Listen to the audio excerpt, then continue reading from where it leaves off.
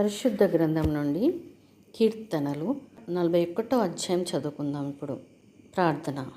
దేవాది దేవా, ప్రభువులకు ప్రభువా, రాజులకు రాజా, నీకు వందనాలయ్యా. ఇదిగో తండ్రి, నీ వాక్యం చదువుచుండగా మేము వినిచుండగా మమ్మల్ని బలపరచుమని యేసయ్య పరిశుద్ధ నామం నడి వేడుకుంటున్నాను మా తండ్రి. ఆమెన్. పరిశుద్ధ గ్రంథం నుండి కీర్తనలు 41వ అధ్యాయం చదువుకుందాము. బీదలను కటాక్షించువాడు ధన్యుడు. ఆపత్కాలమందు యెహోవా వానిని తప్పించును. యెహోవా వానిని కాపాడి బ్రతికించును. భూమి మీద వాడు ధన్యుడగును. వాని శత్రువుల ఇచ్ఛకు నీవు వానిని అప్పగింపవు. రోగశయ్య మీద యెహోవా వానిని ఆదరించును. రోగము కలుగగా నీవే వానిని స్వస్థపరచుదువు. యెహోవా, నీ దృష్టి ఎదుట నేను పాపం చేసి ఉన్నాను. నన్ను కరుణింపుము, నా ప్రాణమును స్వస్థపరచుము అని మనవి చేసి ఉన్నాను.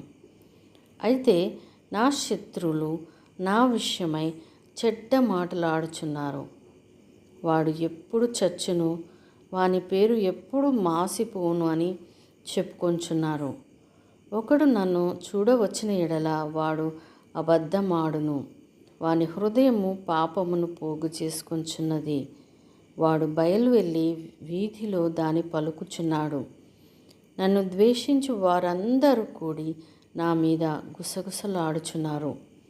నశింపజేయవలనని వారు నాకు కీడు చేయని ఆలోచించుచున్నారు. కుదరని రోగము వానికి సంభవించి ఉన్నది. వాడు ఈ పడక విడిచి తిరిగి లేవడని చెప్పుకొంచున్నాను.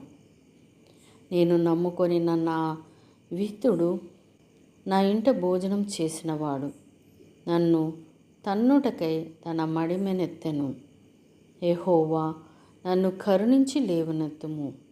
అప్పుడు నేను వారికి ప్రతీకారం చేసేదను. నా శత్రువు నా మీద ఉల్లసింపక యుండుట చూడగా నేను నీకు ఇష్టడనని తెలియనాయను. నా యథార్థతను బట్టి నీవు నన్ను ఉద్ధరించుచున్నావు. నీ సన్నిధిని నిత్యము నన్ను నిలువబెట్టుదువు. ఇజ్రాయేలు దేవుడైన యెహోవా శాశ్వత కాలము నుండి శాశ్వత కాలము వరకు స్తుతింపబడునుగాక. ఆమెన్. ఆమెన్.